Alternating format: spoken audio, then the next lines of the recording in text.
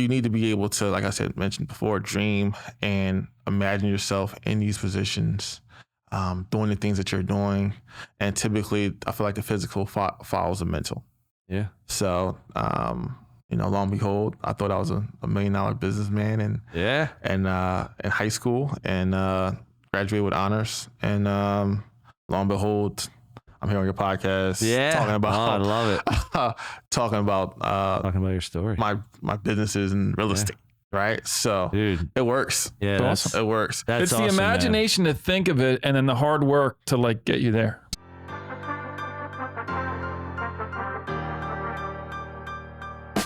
Welcome to the podcast dedicated to real estate, insurance, and everything in between. Join us as we take you along our own brokerage building journeys with additional wisdom from our network of business experts. Welcome to Bricks and Risk.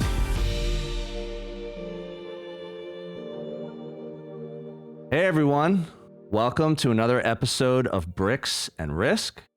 I'm Tim Garrity. And I'm Sean Mooney, Moonee. Right? If you're on Instagram. Exactly. Look them up. It's a pretty funny account. There's really nothing on it. Nothing. So today we're talking to one of my friends, Keyon Whiting. How you doing today, Key? Feeling amazing. Thank you for having me. Thank you for coming here, man. We appreciate it. So a little bit about Keyon. He's an associate broker, an investor, as well as an entrepreneur. He's been licensed in real estate for about 10 years. Specializes in commercial sales and leasing, as well as residential sales. He focuses mostly on investor clients, as he's an experienced investor himself, which we're going to get into today. Currently has a 7-figure rental portfolio, which is super impressive. So want to chat about that. And your true focus is really the client and their needs, which is awesome. So born and raised in Philadelphia. Yeah. Went to Kutztown University and an accounting major. I get all that right? Yeah, all that right. All right. Yeah. Cool. So let's dive in. So we know you're an agent. Yes. And we know you help people buy, sell, invest, and you're an investor yourself. Most definitely. Yeah. And having a rental portfolio as you do, you're more in the business of acquiring properties and holding them. Most definitely. Definitely. So how did you get into that? Like what brought you into real estate investing? So senior year in college, taking advanced accounting, super hard class, super mean teacher, professor. We all had one of them. Oh yeah, one or two. So after the depressing day of accounting, came in, watched $1 Million Listing New York. Nice. Ryan Sarhant is on the screen. He's like, being an original douchebag. He was right. In the early days. We actually interviewed him. Yeah. Oh, you did. You telling me that? Yeah. Yeah. And I was like, that is so me. Yeah. I can't. Wait. Wait. This guy. Yeah. This douchebag realtor. Yeah. Reminds me of me. Yeah. Because he wasn't being a douchebag where he was like, rude and irate. Yeah. He was just telling people the truth. Yeah. Hey, your budget is just too low, and we've been shopping along for a long time. You need to make a decision because you're not getting what you're not gonna get what you're expecting for this budget. And I thought that was like, hey, I wouldn't mind telling people the truth about real estate. Yep. It makes for good TV. It makes for great TV, right? But it does make it smoother. You're right. Yeah. It's just being straight up. Straight up, straight to the point, and upfront and honest with their client about their expectations and what they're actually going to get with their budget. Yep. All right. And getting the most bang for your buck. So watching that, I was like, hey, and then after that, the commission check comes at the bottom. Like, yo, he made $400,000. You bust out your calculator, like what percent? Oh, yeah. I'm like, 10 deals a year. I'm like, hey, I'm about to try to get an accounting job for $45,000 to $50,000 out of school for a whole year. Yep. And I'm like, that's just not for me. Yeah, let's go into real estate. Got my license while my last semester. Well, started getting my license around my last semester of college. And then after that, it was off to the races. Yeah. So you get your license, you're seeing, the shows that we watch, which $1 Million Listing, there's LA, there's New York, there was a bunch of others. And so, but you're getting an accounting degree. Right. So when you're going through, again, business is business. You're going to learn all sorts of different things. So you're getting your accounting degree. Most people getting an accounting degree from a good school, they're like, okay, where am I going to go work? And you're like, nah, I'm going to go be an entrepreneur. Most definitely. What? So why before the end of college? Like, did you go on interviews and stuff to like meet with accounting firms and maybe you were turned off by that? Or you just already knew, I just want to go hustle, like do my own thing, grind and build something? So before that, I would always have jobs during the summer. I was working 3 jobs during college. I was a bouncer at a club. Okay. I was working at the dining hall, and I would come back on the weekends and do like the security at Lincoln Financial Field for. Nice. Ever toss any people out? No. I was on the field once. I was on the field. Okay. So you got good, clean security. You're not in the stands, not like in the stands escorting no people more. out. I lucked out. Yeah, lucked out. That was like Big Show. Wasn't Big Show It was. bouncer, security guard? Yeah. So, whenever I'm at a job, I typically always rise to like the management level. Yeah. So it's just like, man, I'm tired of working for people. I think I'm smarter than all the people I'm working for. Okay. So let me put my money where my mouth is. And here we are today. And Awesome. It worked out. So yeah. Here's what I cool. see in your future. Ready? Right. $1 million listing in Philadelphia. Whoa. No. That would be pretty sweet. Nah. Nah? I'm kind of phasing out the sales side. We're still doing it right now. Yeah. But once I get to 20 units, just kind of pause all that. And we were talking about that recently that, you've been doing it 10 years. And again, this is one of those industries, as you've heard us talk about before, the people who listen and watch, that, 5 years or less, almost 90% of people are going to get in and get out. Yeah. And you and I know, I've been doing this 15 years. Right. You've been doing it 10. Right. It's easy to burn out. Oh my gosh. You could have the best clients in the world. And Yes. it's a tough industry. It's constant ups and downs. Right. You never know where your next deal is coming from. As much as people say they do, they don't. They don't. Yeah. And then you get a deal and it falls through and you're just like, all right, now what? Like, it's tough. So talk about, another thing I wanted to talk to you about today, because this came up when we recently saw each other, is you recently bought a franchise of Rita's. Yes, the Rita's Water Ice franchise. Yes. Rita's Water Ice, Rita's Water Ice, Hold on, let's go back here because real estate, you're in it, and now you're talking about like getting out of it. Not getting out of it, Right. but like slowing it down. Slowing down. Slowing down the sales part of it. Right. Getting more into the investment part of it. Like doing multifamily conversions. That's kind of where the real money is made. So slowing down on your day-to-day real estate, Yeah, run around buyers. real estate agent role, Being a realtor. and being a realtor. focusing more of your time Mhm. on investments for yourself, for a company, for others. For myself, thinking about, maybe doing it for others, starting a group. Yeah. And, buying a portfolio and running and managing that portfolio. It's still kind of up in the air now. I have enough residual income to retire technically. Yeah. But now it's just like, how big can I take this thing? Right. Because I never thought I would be even here on a podcast talking about my 10-year career, my investments and things like that. So, And is it, I guess the question I want to ask is it because you enjoy that more? You see that just the financial benefits of spending your time there? Like, how's that pulling your attention, and why are you choosing to go that route? Or maybe just the day-to-day real estate agent, just... willing and dealing is great, Yeah. right? But sometimes you have untapped potential that you don't know about yet. Yeah. And it's kind of more about chasing that untapped potential that, I want to look back over my life and, hey, I helped hundreds of buyers buy homes, right? And the fact that they're generational, they're generations, right? Yeah. With home ownership.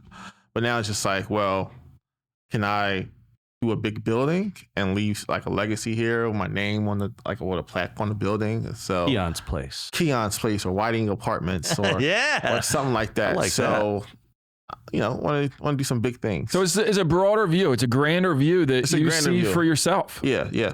I think as we get older, we forget to dream sometimes, right? When you get 30 plus, life starts kicking We're 40 plus. Life starts kicking creeping you faster. behind, right? And you kind of get into this pessimistic mindset. Yeah. And you forget to dream. You forget to say, I could do things. Or recalibrate. Like we're so into the day and the day and the grind and the grind. It's like you're absolutely right. Is that you forget like how I started, right? Like I had this dream of like, I want to do this, I want to do that. And then it's like, all right, I'm running and then 3 kids later. Yeah. You're like, but you lost yourself. Not that you lost yourself. It's like part of your identity, right? Like part of what got me here is like gone. Okay. So I think you're right. I think it's you almost owe it to yourself. Yeah. Right? To like, what can I accomplish? Right? Yeah. Set some bigger goals. Right. And try to hit them or maximize it. And I think that's just an awesome way to go about it. Yeah, and sometimes you have I had an identity crisis last year, right? Yeah. I became a net worth millionaire.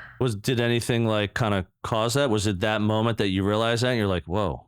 Well, what happened was I thought it would be like a rap video, right? We can make that happen. Dylan, we can make that happen. Dylan, we can make that happen. Yo, we're recording that right after this. We'll put it at the end. Became a net worth millionaire, and I'm thinking like, hey, it's a done deal. It's a wrap. This is what I always wanted. And then you hit your goal. I'm done. And you're 32? 32.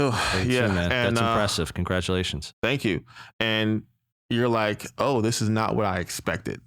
Yep. This is, it's not driving nice cars and fast women, right? Right. It's, hey, you're like maybe here and there.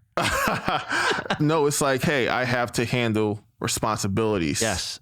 And, I have employees now. Hey, I have properties with tenants in them, and I have to upkeep those properties now. Hey, we're doing 30 to 50 transactions a year. Right. Hey, I got to make sure that my clients are buying proper housing and they're referring me clients, and do all the marketing for that. You got management, financing. It's a lot of moving parts that you have to grasp. So that's what's kind of where the identity shift came from. Like, hey, I'm a full-on businessman, and I got to have fun with it, right? And grasp things that I think are unobtainable. That's the only way to feel alive when you're a businessman. True. So that's the new identity that I assumed, and that I'm working towards. All right, so let's go back a little bit. So we were talking about Rita's. Right, Rita's. I'm a big Rita's fan. Hey. So if I go to Rita's, my daughter loves it. She's like the small vanilla custard with the rainbow sprinkles. That's the way she rolls. Right. I'm a peanut butter milkshake, dude. Like, hey. People are probably like, what? And I'm like, yo, try it. It's awesome. Okay. So tell me about you're hustling in real estate. You built a book of business. You're not going to ask him his favorite flavor? You just went through your whole family's menu. You know what I'll do? I'll let you ask him. Keyon, what's your favorite flavor? It depends what day of the week it is. Yeah, you don't have to go Are you a water ice guy? You a water ice guy, or are you an ice cream custard dude? Gelato? I get a misto. A green apple misto is my. No way. And there it is. And a soft pretzel, and that's nice.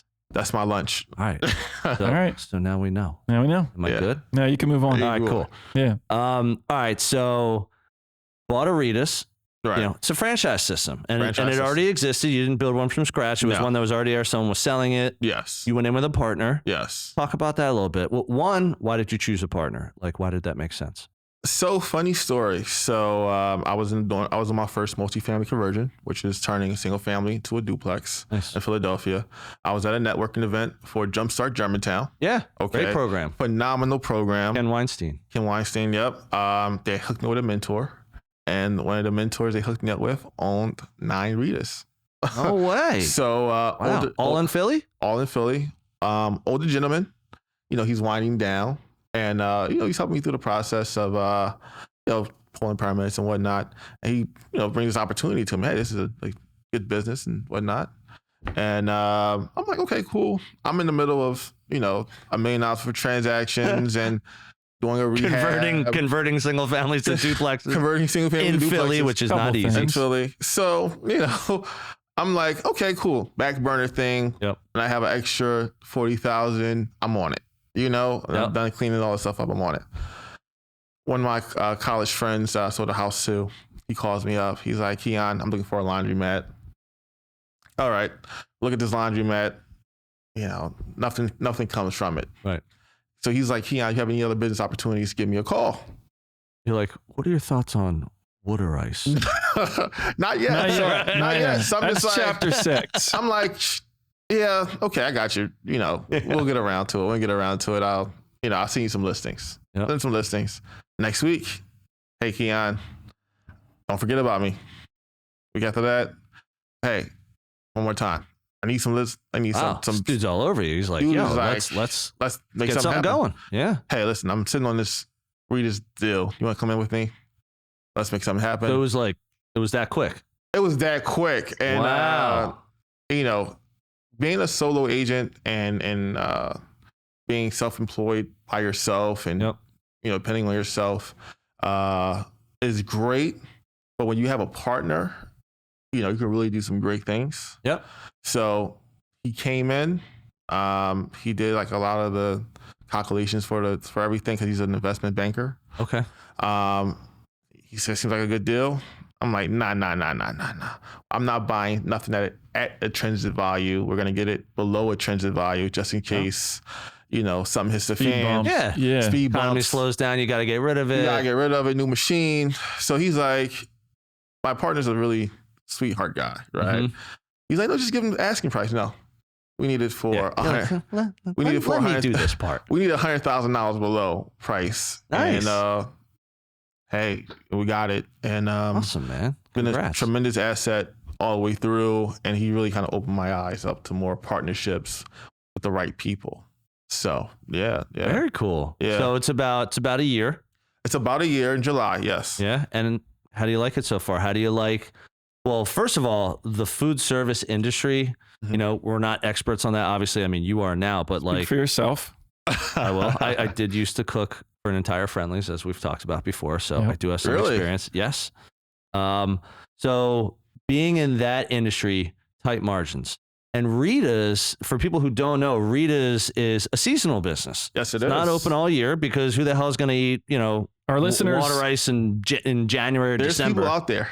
Really? Yeah, there's people out there. Our listeners in Albuquerque don't know what Rita's is. That's very true. And El Paso. Our El Paso peeps don't know.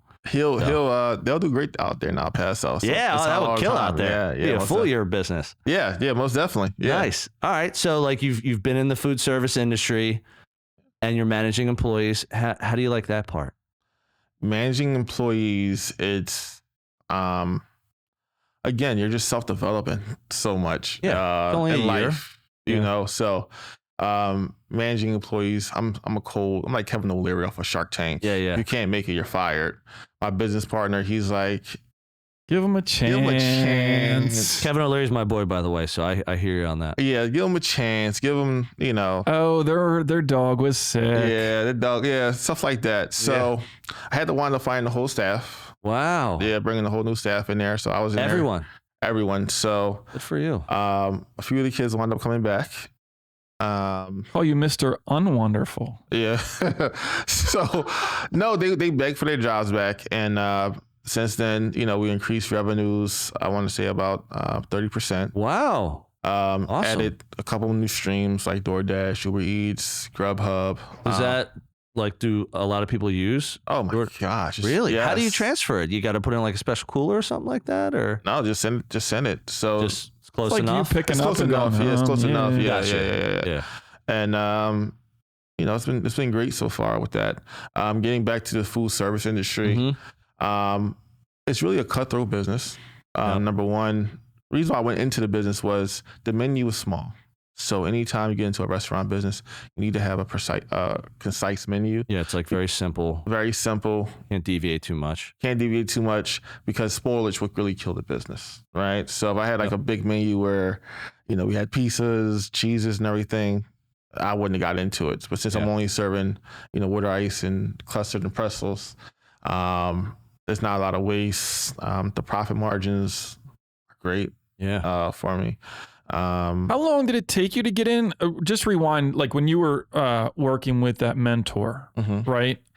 How much work did you put in to kind of vet the business and like, because you're talking about, I wouldn't get into business if it was, perishable food or stuff like that. Right. Like, how much homework were you doing?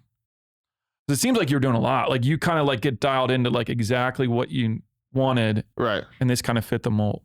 Well, first of all, whenever going into business, and I say it's all entrepreneurs, you need to have a mold first, right? So That's number one, like with real estate, right? I had 5 different streams of income with, that's the sales, with the actual rental properties, another 5 different streams of income. Before I invest in any business, the business have to have multiple streams of income. Yeah. Okay. So for the Ritas, for an example, we have the front door sales. Yep. Okay. We have the DoorDash, we have the Uber Eats, we have the Grubhub, and then we also have catering. Yep. So Which now, I've told you we've done that before. We did that at my daughter's first birthday party. Right. It's awesome. Right. So I'm not getting into any business that doesn't have multiple streams of income, regardless of it. And that's just because why? Just one, it could kill the business. One can kill the business. Yeah, hedge your bet. Yeah, you gotta hedge your bet, right? Yeah. 2, you gotta have a margin of safety. Okay, multiple streams of income, asset, margin of safety. The brand name, again, margin of safety. People are gonna come to it because they know the brand, they know the product. Also, again, the small menu made a lot of sense. And then a low spoilage system. And how did you know this? If you didn't have exposure to restaurants or food service or any of that, like.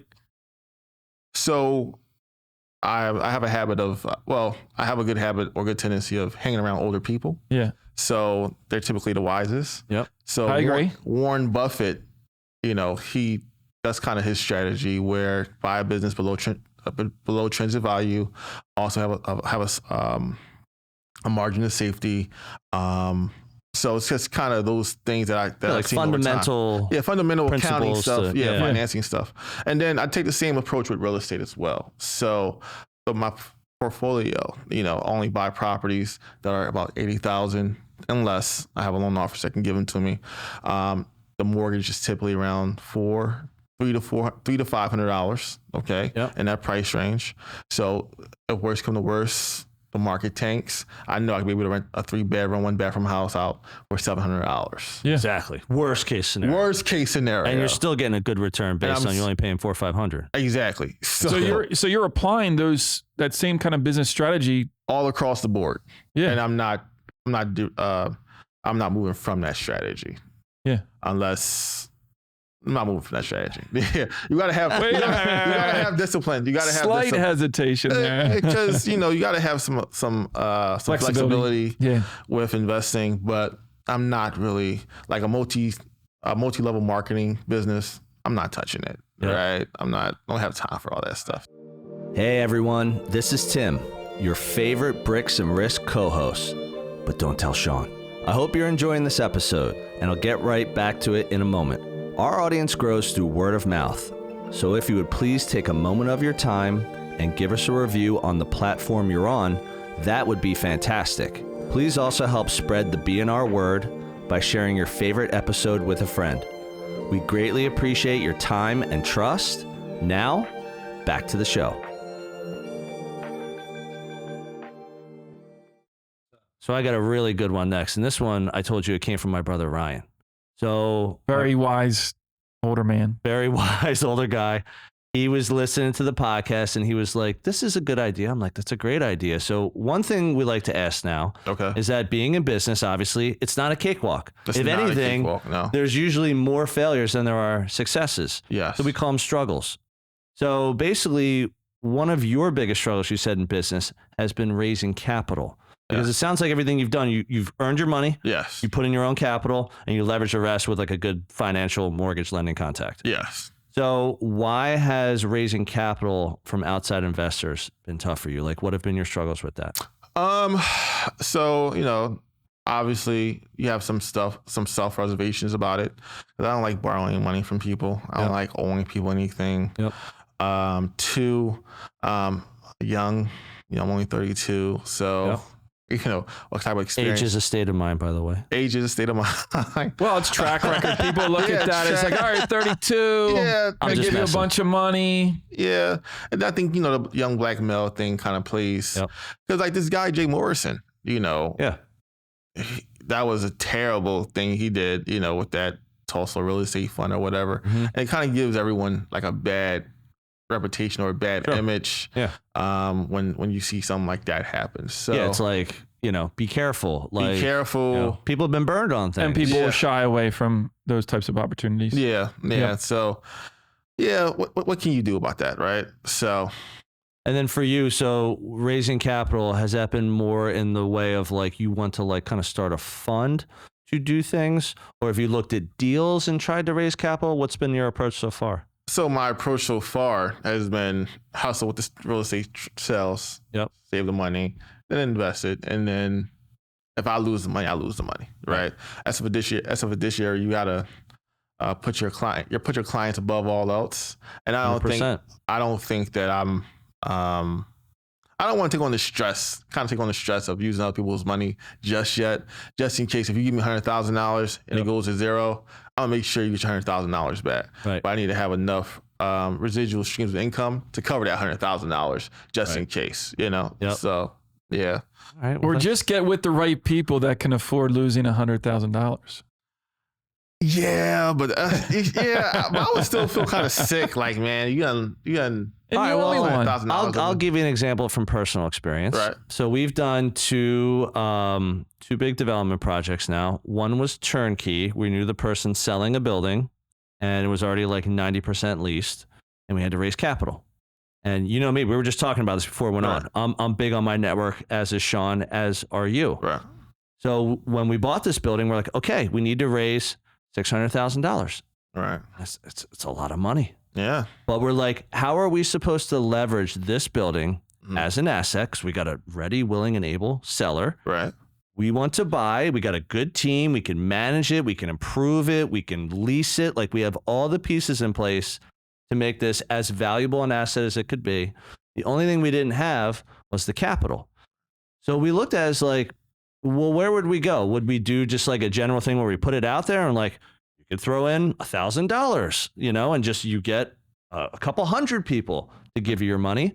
Or do we go to our most trusted connections and just say, hey, have you ever thought about putting some money into real estate? And the people that we asked, we already kind of had an idea that they were interested in that. We're like, okay, the minimum is 50,000. We're looking for 100. So hopefully we get like 6 investors, maybe 7. And that's how we get this building. Well, we ended up, I think we got about 7 or 8. I think that's what it was. All friends and family, like people we knew. And that thing's been performing great. But yeah, to your point, I think the fear of taking someone else's money and you're not completely sure as to whether you will be able to return it is tough. Also, one thing with raising capital is setting expectations. One of the biggest questions we got is like, what's your plan with this thing? Like, it's wonderful that you want $600,000 and that the numbers look great. What are you going to do with it? Right. And most of the time we're just like, it's a 10-year hold.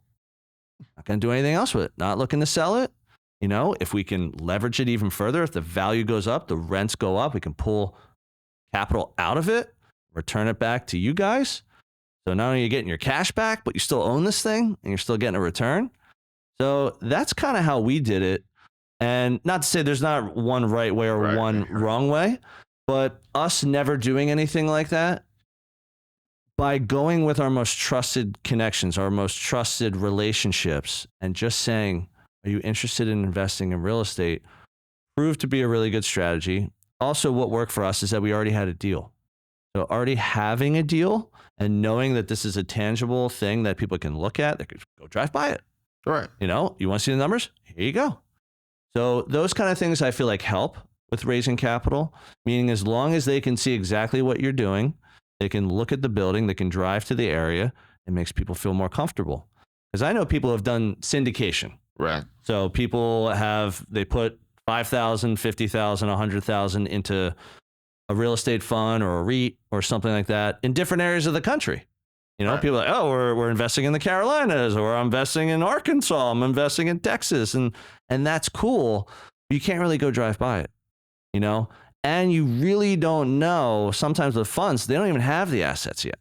Right. They're just like, no, we need to raise the money to go buy the asset. And then once we have the asset, we'll let you know. And that's another way to do it. There's plenty of ways to do it.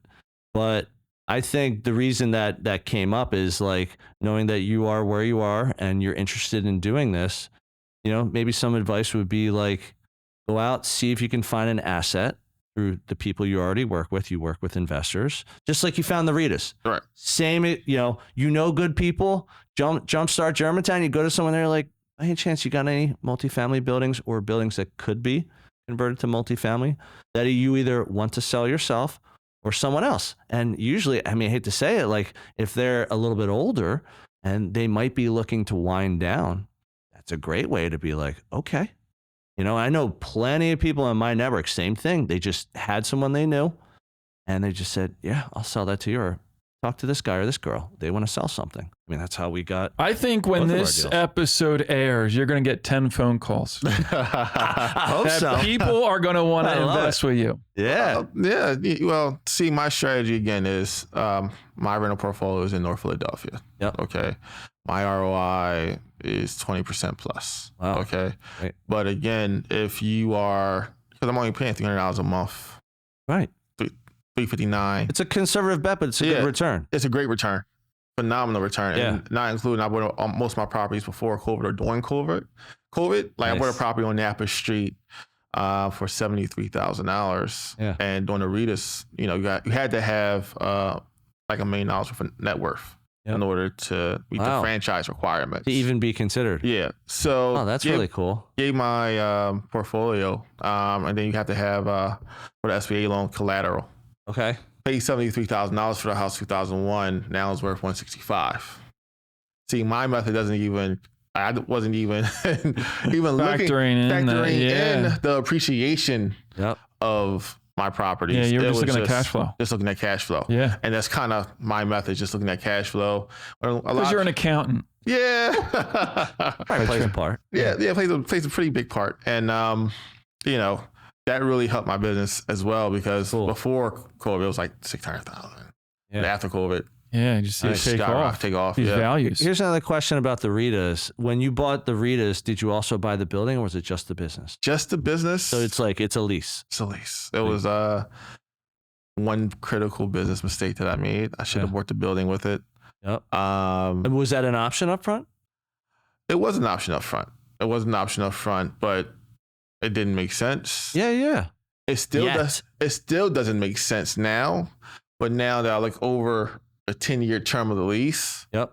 Makes a little more sense. It makes a lot more sense because it's like, I'm going to be giving this guy money anyway. I would have thrown an extra $50,000. Yeah. Here's what I would say. Do the deal now before that guy sells it to someone else. Now whoa. Here's another question. Do you know if the owner owns it outright or if the owner has a mortgage? We already went through all that. And there's a mortgage involved and whatnot. So, it was just... Yeah. I made a brilliant purchase with the actual business of it, but I didn't factor in the real estate, which was a critical mistake. Hey, it's sometimes I'm gonna buy the building within 10 years, just paying a rent payment. Yeah. Right. Well, and then another suggestion would be you talk to the owner and be like, could we do a lease to own? Maybe I pay you a little bit more in rent right now, but some of that's going to go into a pot. Because when I buy this thing in 5 years from you, like I want that pot of money to go toward my sale. Like we talked about that. Yeah. We needed 6 figures up front. Oh wow, yeah. Big commitment. Big commitment. It was just like, nah, I could do a lot with $100,000. Yeah. Besides just giving it to you for this. It'll probably, it'll either work out the way it's supposed, like you'll be there long enough to know like, hey, I put a lot of value in this location. Yeah. I mean, technically because it's like a franchise, could you only move within a certain I can only distance? Move it to a certain distance. And more importantly, with commercial real estate too is we gotta look at the highest and best use of the building. Yep. Highest and best use for the building I am in is Ritas, Gotcha. Not the square footage is just too small for any other notable. Yeah, so say something significant. Yeah, nothing significant. So it's crazy. mistake. You know what? Yeah. It's a learning experience. Every time you say woulda, coulda, shoulda is a time to look back and learn. Yeah. And then plan. I'm planning better because we're trying to buy another location, hopefully for the end of the year. Nice. So congrats, man. again, the profit margin is, 20+%. So Maybe we'll sling some water ice with you. hey, feel free, man. Feel free. We're always trying to diversify. That's good stuff. All right, so we'll go back to real estate a little bit. So you're an associate broker, Yes. which meant you had to. So for people who don't know, in Pennsylvania, you can be a salesperson or you can be a broker. When you're a salesperson, it's really you just go through your basic classes, you do all the hours, you study for your test, you pass your test. Boom, you're in real estate. You can help people buy, sell, rent, invest, residential, industrial, commercial, whatever you want to do in Pennsylvania. And then the next level up is your broker's license. So you can be a broker of record, like for your own company, and you're the one in charge and the one who's liable. Or you can be an associate broker like you are, which means you have what I like to call the masters in real estate, but you work for another broker of record. Yeah. So what made you want to get your broker's license in real estate? I just want to be an expert in my field. Yeah. Really. Just You wanted that master's degree. you needed that master's degree. Yeah, I just agree. for, certain REO accounts, just easier when you're going to a listing presentation. Yep. It just made, I want to be a master at my craft. I don't want to be Awesome. a part-time guy where I don't know what's going on or this and that. And then you get into a lot more, financial equations and things of that nature and a deeper dive into real estate. Yeah. So, real estate is my foundation to my net worth. Right. So I need to know everything about it. It sounds like you're in everything that you do, that you're always just trying to maximize opportunity. You're trying to get the most out of it. Yeah. Right. And so doing that extra step to become a broker, I mean, sounds to me like you're just starting here and you just see it as like step by step by step to go up, to go up, to go up. I'm very competitive. Nice. And I always want trying to push the limit. I want to push the limit on. Were you an athlete? Yeah, I was an athlete, but didn't do nothing with it. I was always working basketball. Okay. I used to box a little. Nice. So never got in the ring with boxing, but basketball, everyone felt like they could have been great. But, I was always working. I mean, even as a teenager, just working. That's awesome. Yeah. Man. I love it. One question we ask is, what do you love most about you doing? You said helping people, which is awesome. Talk about that a little bit. I mean, real estate is definitely an industry where people are like, oh, I'm going to get rich. I'm going to make all this money. And it's like, I mean, yes, you can, but the real passion in real estate, in my opinion, as well as yours, is really just helping people get to where they want to go. Right. Whether they're buying, selling, renting, it's like everyone's got to go somewhere. Sometimes it's a life event.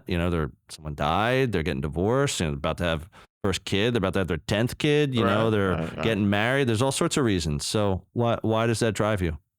Well, I'm from North Philadelphia, and I'm one of the top agents in North Philadelphia. 19132, 33, 40, and 34. Awesome. Okay, so I feel like those are underserved communities. I would agree. Obviously. And, when you get into the real estate, right, everyone wants to sell $1 million houses. Right. But the honest opinion about that is there's just not enough demand for you to sell $1 million houses. Sure. Or enough supply for you to sell $1 million houses. And if you're a rookie, no one's going to come in and give you their $1 million You're not getting it. Hey, you're going to take a picture on your iPhone of this house? No. I sold if you use an iPhone. Yeah, if you use an iPhone. Ooh. Yeah. Okay. So, most people don't even know that, for $1 million listing, typically doing anywhere from $1,000 to $3,000 worth of marketing on top of that. Yeah. Exactly. Drones. It's all sorts of different marketing. All types of marketing. Just photography, videography, print. Matterports, everything. So I had $1 million listing. I said, no, never again. Yeah. I didn't sell it. Wound up spending like $2,500 out of my pocket. Yep. And it just didn't make sense. So it's like with the Ritas too. Like I get a profit off the Ritas, but I also try to hire Black and brown kids to work. That's awesome, man. Okay. So I get a emotional payoff as well. Yeah. And it's the same thing with real estate. I get paid very well, sell these houses, but at the end of the day, I help the first time home buyer. You're helping the people that you want to help. Yeah, purchase the property. And this is where you grew up. So this is where I grew up. And this is your area. Yeah. Probably know a ton of people. Believe it or not, most of my clients are out of towners, like New Yorkers. Okay. And investors. Yeah, things like that. So, sure. And more importantly, I love helping like a first time investor buy a great property, watch them fix it up, and then watch them make some more money, then watch them sell it to make that huge profit, and then they come back to me again and keep doing it all over again. Yeah, they're like, let's do another one. And that's creating that generational wealth. You might find this with Rita's too, because I think that what you're doing for kids in the neighborhood that you're in is I almost guarantee that the way you're developing these kids, giving them the responsibility. I can imagine at some point down the road, they're going to come back to you and say, hey, Keyon, you gave me this opportunity to come in and do it. And there's a lot of value in stuff like that. Most definitely. I think that. And inspiration. Yeah. And just try to mentor these kids too. Yeah, man. I had some pretty great mentors growing up. And sometimes people just need to see it. I feel like people don't see it enough. Where they need to touch it. It's got to be real. It's got to be there. Real. Like, hey, this black guy owns my Rita's. Owns his Rita's. Yeah, that's pretty cool. I'd like to do that one day. I like to do that. That is cool. The system works. So that's that's kind of that's awesome. The emotional payoff that I'm getting here. Very cool. 100%. Yeah. I love that. All right. So here's a question we ask people, which I know Sean loves. You an iPhone guy? Or you a Droid guy? Say that one more time. Are you an iPhone guy? Oh man, I have both. Whoa! Okay. Wasn't expecting that. I mean, this may be another hour of discussion now. Why? All the important stuff on his My first question is, why do you have two? And my next question is, why do you have one of each? All right. So I like the Note series, which is phenomenal. But I feel like with heavy use, it goes down the drain super fast. Okay. iPhone, I have an iMac computer. It's just easier, just transferring pictures and everything. FaceTime. Easier being the operative word. Yeah. FaceTime for the iPhone is great. My iPhone's for business, and then my personal phone is Android. Very cool. I love it. Nice. Best of both worlds. Yeah. Awesome, man. Yeah. And then the last thing is the quote you gave us, which I thought was awesome. So never be a product of your environment, but be a product of your imagination. Yeah. Talk about that. Why does that drive you? I was in high school, man. We went to William Penn High School on Broad and Masters. We was the last graduating class. And, you don't have enough, positive role models. And, I always had like an ego. I always thought I could do big things. Yeah. And, well, you are. And, I feel like your ego comes from your imagination. Like, hey, I could do this, and this. To make that happen. I can make that happen. And long behold, because you're not going to see it in an environment that I come from, being a successful businessman, managing properties and stuff like that. Not as common. It's not common at all, even from an educational standpoint. Right. So you need to be able to, like I mentioned before, dream and imagine yourself in these positions, doing the things that you're doing. And typically, I feel like the physical follows the mental. Yeah. So, long behold, I thought I was a $1 million businessman and in high school and graduated with honors. And long behold, I'm here on your podcast. Yeah. Talking about, I love it. talking about your story. My businesses and real estate. Right. So it works. Yeah. Awesome. It works. It's the imagination to think of it and then the hard work to get you there. Yeah. Yeah. And then I don't know, it's kind of out of worldly when you achieve these things, and it builds self-confidence. It builds faith more when you actually achieve anything. Right. Yeah. So before, the first goal was just to sell a house. Then it was like, I sell 10 houses. Yeah. I sell 30. Right. Okay, let's go be a real estate broker, and boom. I think I did all my classes in like 6 months for my real estate broker's license. Passed the test the first time. But even though I failed my real estate exam 4 times for the salespersons, Wow. So you learned from that, studied up for the broker's test. Believe it or not, I was on a lot of crappy properties, a lot of crack houses in North Philadelphia. And, they have messed up titles, people died. And long and behold, that was really just an infill education. So when the broker exam came around, I knew everything. I know all this stuff. I know all this stuff. Half of this stuff is about title, and I know all about titles. Liens, got it all. They've seen it all. So, I wouldn't change anything right now. I think it's awesome. That's a great story. It's a good life so far. Yeah, it's a good life. Love it, man. All right, so before we shut it down, Keyon, why don't you tell everyone out there where they can learn more about you and how to connect? You can follow me on Instagram, Keyon Whiting, KEYON WHITING. On Instagram, you follow me on LinkedIn, Facebook as well. I'm all over the internet, so I'm not hard to find. I can find you. Yeah. Get the Venmo wallet out for when you're raising capital. They can just send it over. Just send it over. Send it over. PayPal, Venmo. Hey, we got the Venmo. We got the PayPal. We got the Cash App. We got everything you need. I love it. We got everything you need to invest. I want to hear the good news a couple months from now about your first deal, about how you bought something major. People. Yeah. Something major. That would be cool. Yeah, I think that would be cool. Awesome. You gotta put it together, because I feel like there's a lot of legal back stuff in the background we gotta get set up with as well, like the general partners, limited partners, and stuff like that. I'm always happy to sit down, kind of tell you, the steps that we took, and it could be helpful. Hey, let's do it. Let's do it, man. Let's do it. That's the next step. All right. Cool. Well, that's all we have for this one, folks. So thank you for tuning in again to another episode of Bricks and Risk. See you soon. Thank you for joining us on another episode of Bricks and Risk. Our goal is that you walk away with 1 or 2 valuable nuggets, and we greatly appreciate you sharing your time with us today. You can find all BNR episodes on Spotify, Apple Music, YouTube, and anywhere else you get your podcast content. Until next time, keep learning and keep growing.